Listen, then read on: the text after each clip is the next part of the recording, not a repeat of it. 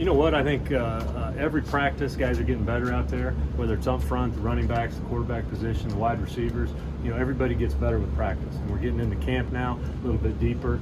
And it's good to see guys. They make mistakes, but then learn from their mistakes. How do you feel like the offense as a whole is progressing?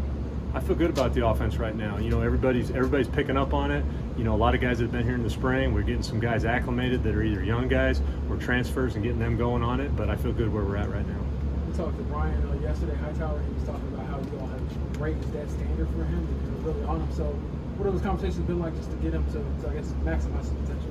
Well, there's a certain standard for everybody, not just for Brian. So we've got a standard for the wideouts, for the quarterbacks, the O-line, everybody on how we're going to do things, and that standard has to be met. And so everybody has to play up to that standard right there, and Brian's having a good camp right now. How would you summarize the scrimmage on Monday, Tony? The scrimmage, I thought the scrimmage was good. We had a lot of good plays. We had some bad plays. We always talk about really eliminating the really bad plays, the one that cost you football games. And so those are the plays that we got to keep working to cut down, whether it's a turnover by a back or drops by receivers or bad decisions by the quarterback with the football. So we just got to keep eliminating those. You and Brett spoke a lot last week about Brandon kind of opening up and doing those leadership things. Have you seen more growth in that in this second week? Yeah, I think BP is making an effort to step up in a leadership role every day, and I see a little bit of that every day, and he's doing a good job with it, and I'm happy where he's going. You've seen more of Mike Epstein and getting a chance to get him in live reps. What are your impressions of what he brings to that running back room? You know what? I think he brings a lot to the running back room because you have depth. I've been on teams before where you think, God, how are we going to get 4 running backs to football? And next thing you know, in a blink of eye, you got 1 or 2 running backs. So it's awesome to have some depth at running back, and Mike brings a lot of it. I feel like game manager sometimes gets a bad rap. What does that mean to you for a quarterback?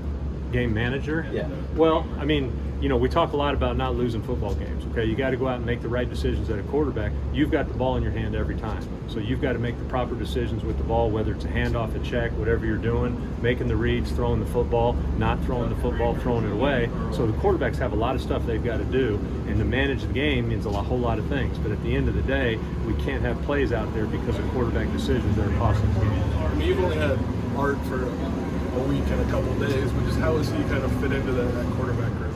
You know what? You can tell Art's been around a lot of college football. You can tell he's played college football games in the Big Ten. He gets it. He's still kind of picking up on some things in our offense, but he's worked real hard in the offseason, and he's progressing just like the rest of the quarterbacks. What's maybe the most important thing for a quarterback coming into a new situation and just maybe getting comfortable and ready? You got to get in there and get some reps and get some experience in it, and making sure you're making the right decisions and not putting the ball in harm's way. You also brought in Ryan Johnson. What can you tell us about him so far that you've seen? Ryan's a guy that came to us and we were fortunate enough to get. He had some depth in our room. If you watch him throw out there, he throws a nice ball. He's got good size. He's a smart kid. He makes good decisions, and he's been here even less than Art and has picked up on the offense. So very happy with where Ryan's at right now. Yeah, kind of like Julian Pearl kind of got thrown in the fire a little bit as an injury replacement. Starting off this one last year. How important maybe just even a few games like that for a young guy that's progressing in that position?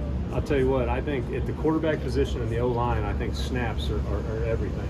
And for Julian to get some snaps like he did is awesome. He's out there getting better every day, just like the rest of the offensive line. And the more scrimmage, 11-on-11 snaps they can get, the better they're getting every day. There's some talk about him, and having some positional versatility. What is it about what he does that would allow him to play a couple different spots? Well, he's long and athletic, and he can bend really well. So he's long enough and athletic enough to play tackle, but he's big enough. If he had to, he could play down inside. So he's got size, length, flexibility. He's just a unique individual as far as an offensive lineman with his God-given ability. That wide receiver room has seen a lot of maybe makeover since the spring and additions from within and I guess from without with guys like Jafar. How much have you seen that room really grow since the spring? Well, I think they're all kind of adapting and getting used to the fact that we've got a certain standard right there. The new guys coming in are adapting to it right away. The old guys started to adapt to it in the spring, and they're coming together as a group. So we're excited where they are right now.